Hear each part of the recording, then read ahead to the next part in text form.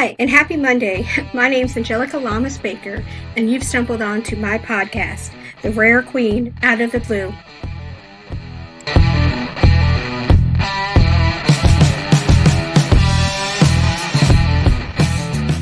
Hello again. My name's Angelica Lamas Baker, and you've located The Rare Queen Out of the Blue podcast. Hello, and again, I keep saying hello and hi. So this is episode 0, the pilot episode of The Rare Queen Out of the Blue. I just kind of thought this would be a neat little episode to kind of get to know me, why I started a podcast, what do I do, who am I? Not that I am that fascinating of a person, but here I am. So let's start with the title, Rare Queen Out of the Blue. Rare Queen because I am a rare disease patient advocate. What that means is that I'm actually a patient that advocates. It's pretty self-explanatory. I have a rare condition called PKU, which is short for phenylketonuria. Now, statistically, about 1 in 15,000 children born in America have this condition. It is a recessive condition, and I think episode 2 will probably be a whole episode talking about PKU, what it is, all that sort of stuff, why it's important. So I really don't want to delve into that because while I am a patient advocate, it's a part of me.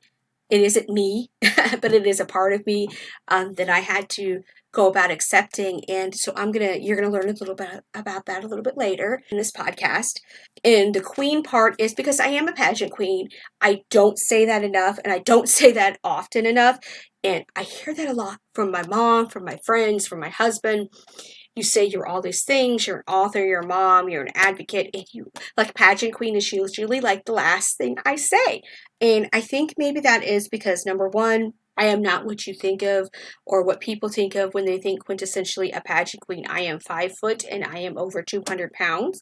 I'm not afraid to say that. My weight has been a struggle most of my life, partially because of my condition and the type of foods that I have to eat, and partially just because I have struggled with depression. And I comfort myself by eating, which a lot of people do. And so I am currently 208, which is probably the least amount I've weighed in a handful of years. I topped out, I think, at about 225, 230. That's been a handful of years ago, but the more and more healthier I get, the more and more I want to be out, I want to be walking, I want to be doing things. So we're working on it. My goal is to get under 200, baby steps. As an empowerment and mindset coach, I've learned a lot about baby steps and breaking things down and accepting what you can do and just using that as a foundation to keep building and building and building. So with that being said, I am now down to 208. I am walking more as I can. I'm exercising. I'm doing those things. And my goal right now is to get under 200. And I'm going to do it. Next goal after that is to get back to the weight I was when I got married, which is 175, which is still overweight for somebody who's 5 foot. I'm aware, but baby steps. So anyway, that's kind of a breakdown of my name. I am currently the title I hold as a queen, because I'm sure everybody's wondering. Today's International Woman, Curvy and Elite Mrs. Kansas 2020 and 2021. It's kind of like a dual year situation because obviously COVID and everything, we didn't have our pageant this year. So it'll be next spring. So if this podcast is still happening, if I still got people listening to me, I'm taking y'all on the road to Pageant Week, which will be fun, fun, fun. And then Out of the Blue. So Out of the Blue was something that I coined when I started doing pageants and I started doing all this sort of stuff because blue is the color for PKU awareness. And the term Out of the Blue means like something that's unexpected, that you wouldn't expect somebody to do, which is like my life. My life is a series of the unexpected and me doing things that people keep telling me are the impossible. And so Out of the Blue, I coined this. I am so super excited that I'm going to read a chapter from a book that I'm in, an anthology series, and I've been in every book of this series. The queen that has compiled all these, Ariel, she's known as the Dream Queen. She's here in the Midwest as well. She contacted me a couple of months ago, and she's like, you know what? we're going to actually, you've been in all these books. That's like nobody else has been in all these books. We're going to give you your own little book with all your chapters in case people just want to just read your chapters, and maybe it'll encourage you to finally write your book. It's going to be called She is the Ish Out of the Blue. Which I'm like super excited about. Like, she's like, she knows that that's a big phrase for me, that I like to do the unexpected. And I also have a YouTube channel called Out of the Blue that I do some videos with a friend, Terry, just because they're kind of wacky and different and unexpected and random. And so I liked the term out of the blue because that's how I feel. I feel unexpected. I feel like a fog is lifted. So that's kind of where the title came from. Why did I start a podcast? I don't know. I mean, I have no clue what I'm doing. I want to preface that right now. I have no idea how to do a podcast, no idea what I'm doing. I do know that I told my husband, hey, I want to do a podcast one day while we're sitting watching TV. And he's like, random, but why? And I'm like, I don't know. Seems like something to do. And that it'd be fun to try. And he's like, okay. And then he is the sound man for our church. And he's like, okay, well, but you're going to need a microphone, and you're going to need a sound studio, and you're going to need this, that, and the other. And I'm like, my husband is a great guy. We've been married 18 years. He went into our marriage knowing that I had a rare condition, had no clue what that meant. But he knew me when I wasn't in my treatment, and he loved my quirkiness. He loved all the things that made me unique. And when I decided I wanted to get healthy again and get back on treatment, it was a big struggle. And he's like, I don't want you to, because what if your personality changes? What if this changes? What if you don't want to be with me anymore? And he has now learned that now that my PKU is sort of under control and everything, that I'm just weird. And I'm crazy. It's a little different kind of crazy. So when I said I wanted to start a podcast, I knew it was going to go one or two ways. Either like, you're nuts, whatever, do what you're going to do. You're going to do what you're going to do anyway. Or he was going to be really super supportive. And he ended up being the really super supportive dean. And I ended up with this condenser mic. And it's got like a boom arm and this shock thing. And it's mobile. And he's like, no, we need to get like a little mixer, and we need to do this, and we need to, because he's a sound man. And I'm like, okay. But then we got all this whole setup, and we tried to plug it in, and it was making this weird, like, and Mom's like, nobody wants to hear that. And I'm like, of course nobody wants to hear that. And Jean's like, why is that happening? So anyway, we need to get another little, actually a better sound card in the mixing board, like he suggested, because I'm like, I don't really want a mixing board. Let's not get all gung-ho about this until I get some downloads or whatever and see what happens. And he's like, fine, whatever. And okay, so he was right. We do need like a better sound card or the little mixing board, kind of be an intermediary. So that's on the way. Meanwhile, I am recording using my headphones and my microphone for my headphones, which are not the best quality, but I kind of set a goal to have this episode drop on August 24th. And I'm going to set and reach my goals, and we'll talk about that a little bit later in the podcast episodes, if you get that far. But I'm going to set and reach my goals because I am a mindset and empowerment coach, which is basically a life coach. And like I said, we'll talk about it a little bit later on. And it was important to me to get this set because I wanted to read my chapter that from the She's the Ish series, Journeys Through Womanhood, which is the first chapter that I ever wrote, that I ever officially got published in a book. It is nearly exactly a year from when this book dropped, and I was very dead set. I am doing this. It is dropping this time. This is what's happening. And so that's what we're doing. We're doing this. We're pushing through. We got this, I think. I don't know if I said this. I thought maybe I'd start a podcast because I do all these things. I'm a daughter.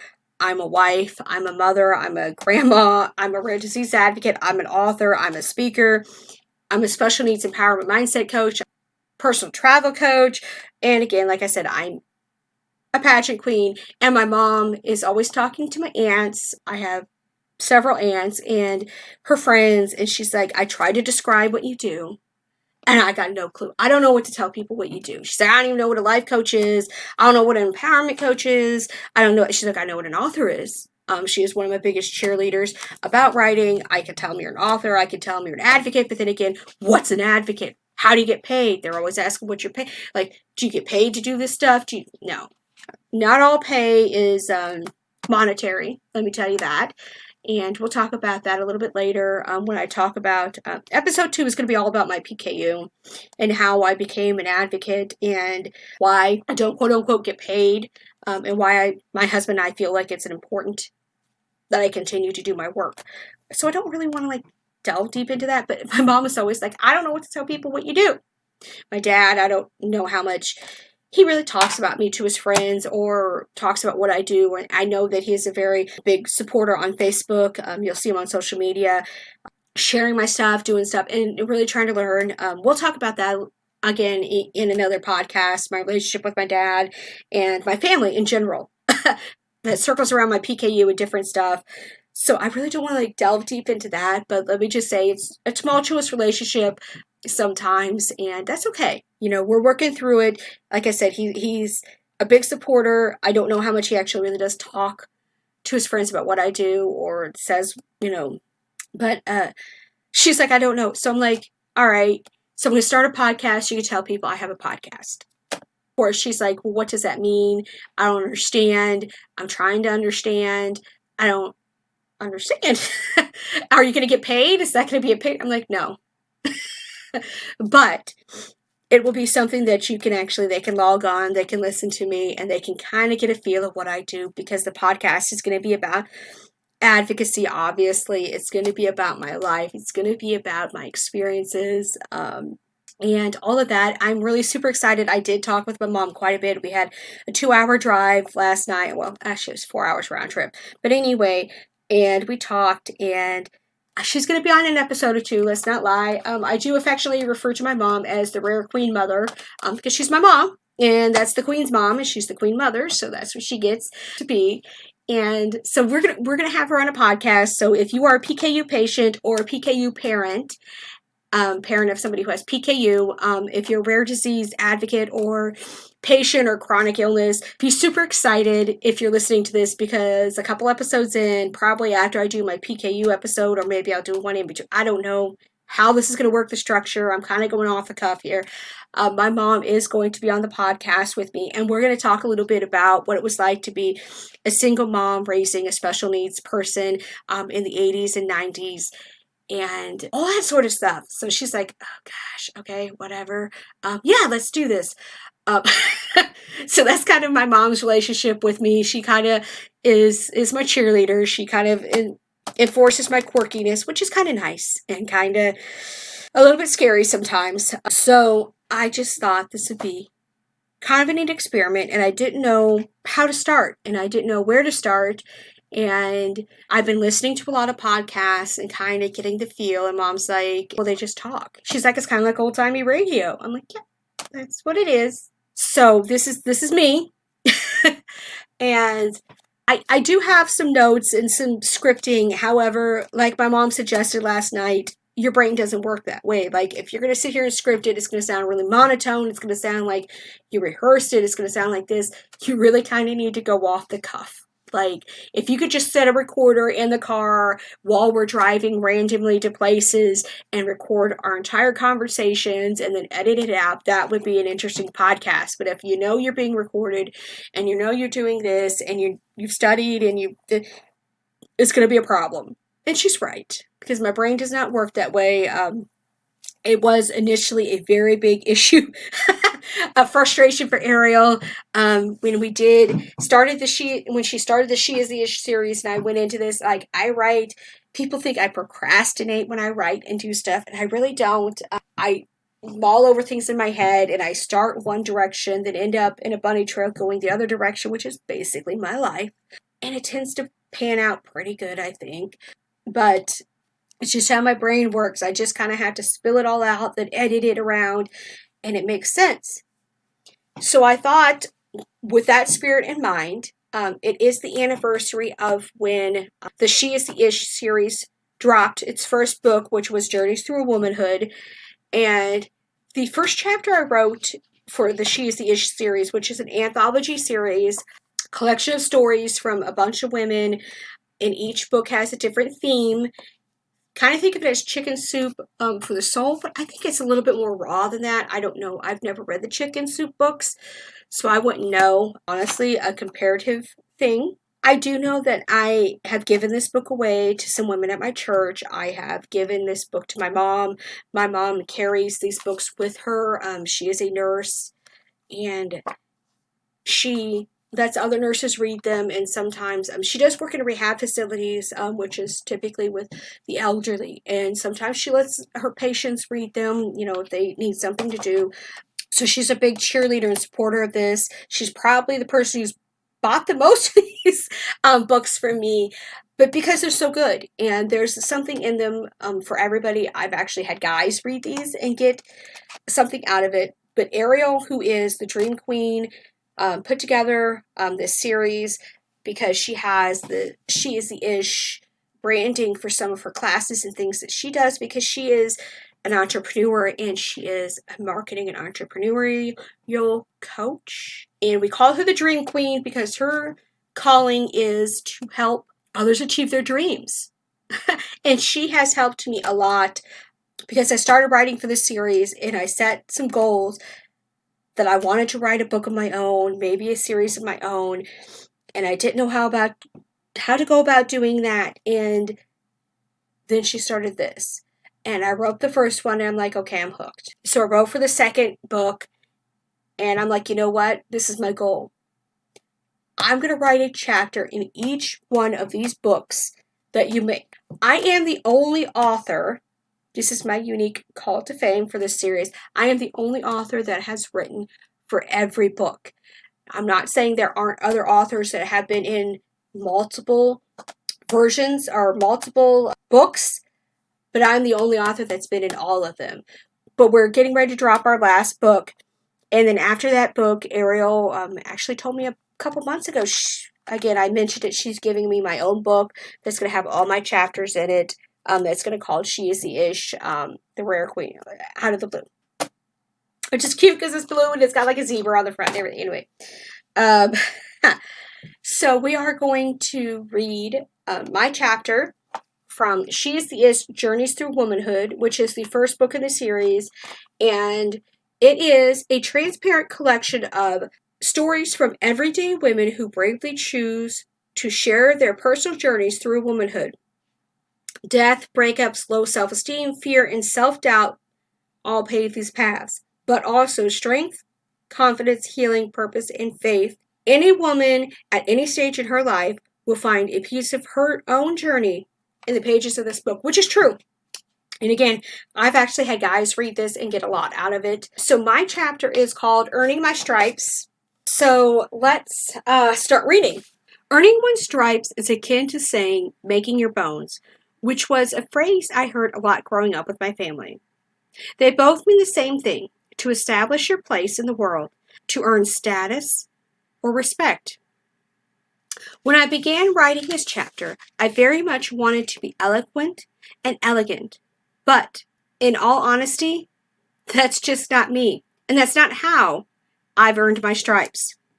Sure, I can be elegant and dazzle with the best of them, but for the purpose of this narrative, I'd like to speak to you from the heart, if I could, about my journey so far. I was born July 19, 1979, with a rare condition called phenylketonuria, or PKU. PKU is an autosomal recessive genetic metabolic disorder that greatly reduces the ability of those affected to metabolize phenylalanine, or Phe. When my body intakes too much Phe, it causes a wealth of issues that honestly, we're not sure what they all are, except for tremors, seizures, brain damage, and emotional mental issues. Phe is found pretty much in everything we eat, mostly in high-protein foods. So I am required to take an amino acid supplement, my formula, eat a modified low-protein diet, and now take an injection of a synthetic enzyme that helps my body process what a normal body would. I say this with quotes because PKU is a spectrum condition. No two of us are alike. We all respond to treatments differently, and it has become my own personal anthem that normal is subjective. My normal is not your normal, and it will never be. I will never have what you call a normal diet. I will always be on some sort of modified regimen. Okay? So why is this important? When I decided to be involved in this project, I literally questioned everyone in my life. I mean, to the point I drove them utterly bonkers. What do I say? What do I have to share with the world? What would you like to hear about? Everyone had great suggestions. Enough that I could, in theory, write an entire book myself, but my photographer sparked a notion. Cynthia, who is most possibly the newest member of my inner circle, asked if I could tell the story of when I first realized I was, quote unquote, different, that there was something wrong with me. Inserting my one and only disclaimer, I was not always on treatment for my PKU. So I do have bilateral brain damage and some focus issues because of this.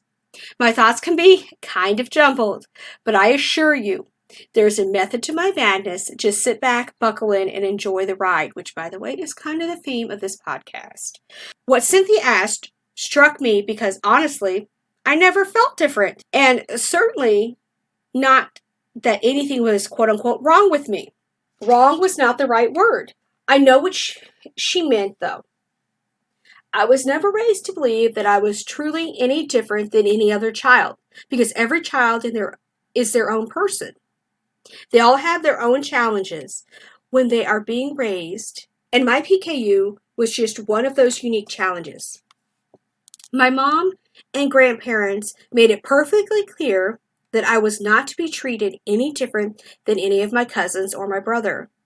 There was never a week-long discussion amongst my huge family of what will the family eat for holidays, so I felt I was included. It just was. I was never singled out, especially in their presence. My mom made the decision early on in my education I would not be in special education classes. When I was a kid, those classes were in a separate building and the curriculum was not what it was today. I was quote-unquote mainstream before mainstreaming was a thing. I didn't have an IEP or 504, but then again, in the 80s and the early 90s, that wasn't really a thing either. Classroom parties always had things for me to eat. They were provided in secret so that I didn't feel special exceptions were made for me. So my circle of friends and kids I attended school with knew I had PKU and that I ate differently, but that was just me. Kind of like some of them were allergic to nuts or disliked certain foods. As we got older, we explored my PKU and what that meant through experiments and special research projects. Oddly enough, I have since found out that many of my classmates have gone into pediatric medicine or the sciences in one way or another. I'm not saying one equals the other, but you do the math. As I got older, as many kids do, I rebelled. Rebellion for a PKU teen tends to be different than most kids, but then again, not so much. It's all relative and usually equals the same thing, self-destruction. I wanted to try new things and explore. That exploration led me down the dark path of cheese. Yeah, I said cheese. Don't laugh. For a PKU patient, cheese is a nasty dragon to chase. Cheese tends to be my drug of choice. See, being a returning to PKU patient is much like being in recovery like an addict. We take one day at a time, and we must restrain ourselves from those things that give us momentary joy and leaves us with a lifetime of damage to deal with. In my mid-20s, I really began to feel the weight of my poor choices. I began to develop a stutter, a tremor. My emotions were all over the place. All I could do when I was home was sleep, and being confused was an hourly occurrence. By this time, I was married. My husband knew about my PKU, but I didn't know what all that meant. Me off treatment was the only Angie he knew. We had discussed it before we married. He accepted what it was. There was never a big thing about it. It was what it was. We went back and forth about whether it would be a good thing for me to get myself right. And the grand consensus was always yes. That would be a good thing. But it was never the right time to take the me time. Again, much like an addict, my recovery would take a tremendous amount of selfish me time. Appointments, tracking what I eat, lab work, and a lot of self-reflection. Like an addict, it is a lot of trial and error, getting on the horse only to relapse. But when I was about 25 or so, I tried. I made an appointment with my childhood doctor and dietitian. I went by myself because I've helped enough addicts get clean enough to know I needed to do this. My support system is important, a cornerstone to my recovery, but ultimately, I needed to want it, and I needed to do it, not them. Now, I thought my appointment went rather well. Dr. Thoreau and her team and I discussed my symptoms and all the new treatments that were out there. I walked out with a sense of clarity and that I was doing the right thing the right way. Then, my dietitian pulled me aside and said she wanted to talk to me. Okay, I thought. Now we have never really seen eye to eye, but she wanted to offer me some advice, and I'd take it. What she said struck me like a bolt of lightning, and honestly, ultimately, it had the opposite effect she thought it would. What she said to me, I have now heard echoed back to me from so many PKU adults. She told me she was tired of me wasting her time. She had better things to do than to deal with me and my denial because of how I was raised. I was never taught the importance of my diagnosis and was made to pretend all of my life my PKU didn't exist. I was a lost cause and I was never getting better, and she would rather focus her time on kids that had a future. Now, I know. Some of you will read this and say that was her way of providing tough love, and no. God's honest opinion of me. It is paramount to understand that I was never in denial about my PKU. I just couldn't fully accept myself. Not just my PKU, but everything about me. I never denied the fact that I had PKU. I never denied the facts of what my actions off diet would ultimately do to me. I just frankly didn't care, which I also never hid from anyone because I didn't like myself. I wasn't ready to fully accept myself. So this is the lesson I need you to take away from this, if any. Denial and self-acceptance are two separate and key things. You can know something exists inside of you, but you don't necessarily have to accept that part of you. It's like that with addicts as well. You can know you have a problem, but you're not willing to accept yourself or the catalyst that causes that issue to snowball into a relapse. Now, you can daily walk through the motions, not denying there is a problem, but also not wanting to accept that part of yourself. You know, fake it until you make it way of life. This is where I was after that one-sided conversation in the doctor's office. There was the me that I let the world see, and then there was the me that my husband and my closest inner circle saw. They sat by my hospital bed at night and helped me get up in the morning and carry on throughout the day like the night before never happened, because that was what I wanted. I was told no one cared, and I was a lost cause. Since I didn't like myself, I accepted these falsehoods when the truth was I didn't need them, whoever them was, to care or accept me. I needed to care and accept myself. I needed to find my voice and me. So what happened? How did I find me? It's such a long story. I had heard a rumor that there was a second PKU clinic in the KC metro area. My mom urged me to try one last time. What would it hurt? I had all my records transferred for their review, made an appointment, and prepared to be brushed aside yet again. But that didn't happen. I was embraced and told there was hope. I was like an addict and I needed a detox and some meetings. But there were no meetings for the monkey on my back. However, I was willing to stay the course and push myself in the ways I was told I would never be able to. They wouldn't give up on me. So much happened between then and now. Again, that's for another book.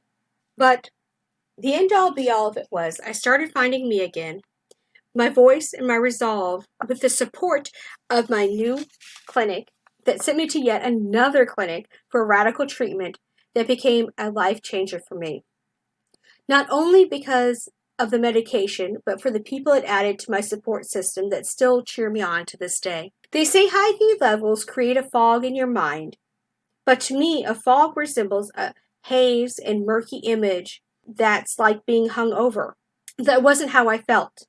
To me, it was more like being trapped in my own mind, like those thrillers where the person is paralyzed. Everyone thinks they are dead, all the while they are trying to yell, but no words come out. I knew the words in actions, but I couldn't get everything to connect and make them happen. I had constantly walked around with the look of being lost and confused, because I was. I was lost in the abyss of my own mind, but I was slowly finding my way out now. During this part of my journey, I made promises to myself that if I got better, I would tell my story. I would use my voice for others. The truth was, though, I didn't really want to creep that far out of my comfort zone. And then came a dare from my gal pals. Do this thing just once, and if you don't like it when it's over and it doesn't help you, then you don't have to do it again. And then another dare from my friend Terry. Well, if you're going to try the pageant, try this game with me too. What harm can it do? The first thing was competing in my first Miss Plus America pageant. The second thing was participating in Gish, a worldwide scavenger hunt put on by Misha Collins of the TV show Supernatural. All about adding some light and levity to the world while performing random acts of kindness and weirdness just to make people smile. And as I say, it was all downhill from there. I'd like to share a quote with you written by the actress Kim Rhodes in the collaboration book Family Don't End with Blood, because this quote resonates with me on so many levels. As I said, I stumbled onto the Supernatural fandom around the same time I found the Miss Plus America sisterhood. Both of these families came to me at a time I needed some encouragement and acceptance because I had already started the finding myself part, much like Kim had. And, like Kim, I needed someone or something to draw me further out of my shell, to give me the strength to open up and tell my story and find my place. So here's the quote. Finding me was just the start. It was the suit up and show up part. Life wanted me to stretch. Life wanted me to grow. Life apparently wanted me to learn this stuff just so I could share how it's done with others who deserve to feel it too. The supernatural arena is where it happened, because I sure as hell couldn't do it alone. Miss Plus America and supernatural conventions is where this growth really started happening for me. People that had no idea about PKU wanted to hear my story, and what's more, they believed it was a story that needed to be told to anyone that would listen. I'm not saying I'm all better or that I'm cured, because I'm not, and there's nothing to cure about me. I still have my utter bad days. However, I can now put the words to my thoughts and accept all of me. My PKU is a part of me. It is rooted into the deepest depths of my foundation. Psalm 139:13-16 says, "For you created my utmost being. You knit me together in my mother's womb. I praise you because I am fearfully and wonderfully made. Your works are wonderful. I know that full well. My frame was not hidden from you when I was made in the secret place. When I was woven together in the depths of the earth, your eyes saw my unformed body. All the days ordained for me were written in your book before one of them can be." The biggest part of accepting myself was accepting that God would create something or someone that was as flawed as I was. I have since learned my PKU isn't a flaw, but a strength very few have. So thank you for tuning in today. That's my chapter. As you can tell, it's a little bit more broken up than when I kind of talk and flow normally, and that's part of my issues that I have. Like I can read myself, but reciting the words back, sort of get all kind of jumbled backwards and get mixed up. And I'm working on that. I really am. Again, thank you for tuning in. I promise the technology is going to get better. It's going to start flowing a little bit more smoothly. Again, I sort of started this podcast. I really wanted to be able for my PKU friends and rare disease friends and followers to get to hear my voice and get to hear some of my advice and stuff like that, because I don't get to see them as often as I'd like, especially with COVID going on and all that. I'm open to suggestions about podcasts that you'd like to hear me do or episodes you'd like to hear me do. If you're a rare disease patient, if you're a PKU patient, a PKU parent, a rare disease parent, or spouse, or anything like that, if you have topics you'd like me to explore, you'd like me to ask my mom some questions, be sure to send them to me. Like, I'm totally open. If you're not a rare disease patient or know very much about PKU and the rare disease as a community, as a whole, and you're interested, you can ask questions. I tend to be an open book now, to the point that it gets me into a little bit of trouble sometimes, because sometimes people want to display always the positive aspects and positive sides of things, and I'm very much a person who wants to show the whole aspect of it, which means sometimes I'm not at my best, and that's okay. This podcast is a part of my advocacy, which is part of my ministry, and I know that a lot of people are going to say, oh, ministry, that has to do with religion and all that sort of stuff, and I'm not going to lie, my faith is very much a stronghold to my life, and was how I was raised in faith and stuff like that, and Mom and I will talk about that a little bit more. But ministry is also just a service and a function that a person provides or people provide. So I really hope you guys have enjoyed the podcast, and again, in episodes coming up, we'll explore topics that I brought up and all that sort of stuff, and I really hope you guys listen to it. Find me on social media, on Facebook, Instagram at Angie Out of the Blue. I am on Twitter at Rare Queen Angel. I also have a website, royaltyandroot.com, where you can purchase the She Is the Ish books, not just the one that I read out of today, which I'm not going to read all my chapters from the books throughout my podcast episodes, because then people wouldn't buy the books. So there you go. But you can purchase them on my website. And I hope you guys have a great and wonderful week. And I'll talk to you all next Monday.